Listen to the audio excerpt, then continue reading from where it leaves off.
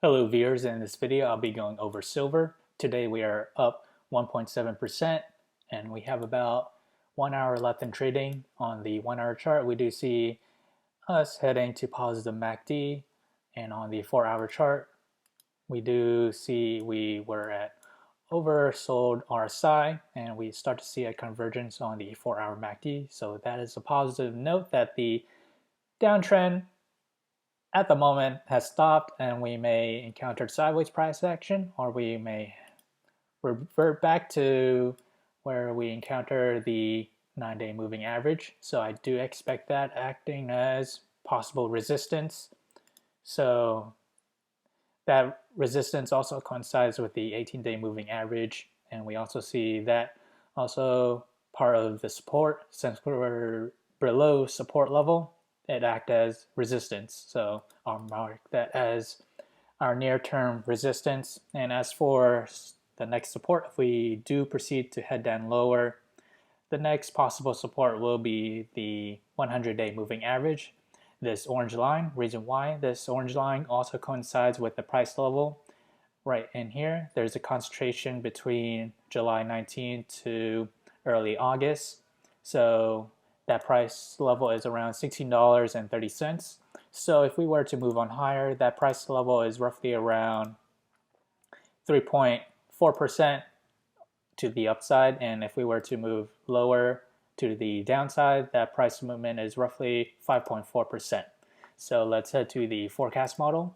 On here, I'll go day by day, where silver will head to the next coming days. So we have 1 day out, 2 days out, 3 days out, 4 days out, 5 days out, 6 days out, and 7 days out. So which one of these models we should focus on? Ideally, the model that is the best match to the current trend.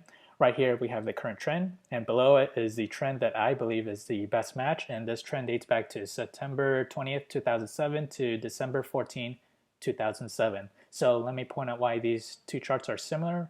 So what we have in the beginning of the trend, we average above the middle Bollinger Band for several weeks, and we were touching the upper Bollinger Band right towards the middle, and then we proceeded to break down and touch the, or revert back to the middle Bollinger Band at these price level.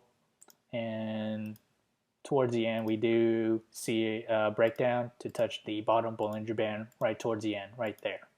So let's mark the trend in question. So what we have here is also, we were touching the bottom Bollinger Band right towards the end, and right in the beginning of the trend we were averaging above the middle Bollinger Band for a good several weeks, and then right towards the middle we were touching the upper Bollinger Band, and then next we proceeded to revert back to the mean and touch the middle Bollinger Band for several days, and we proceeded to head down lower. So we have 1, 2, 3, 4 points, and we also have 1, 2, 3, 4 points. So there's reason to believe the trends and patterns are the same. The outcome and forecast should be fairly the same.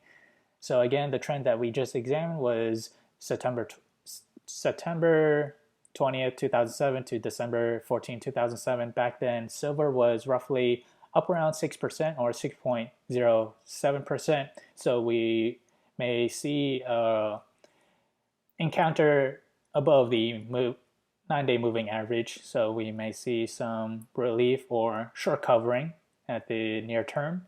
And if you want this model, there's a model will be available in the link below. Sign up for it and it'll be available when it releases, and you can use it on your own or own research, your own stocks. So, and here's the line graph that I compared it to. So we have the current trend 2019, and overlapping it is 2007. So that is it. If you enjoy this content, feel free to like, comment, subscribe, and thank you for watching.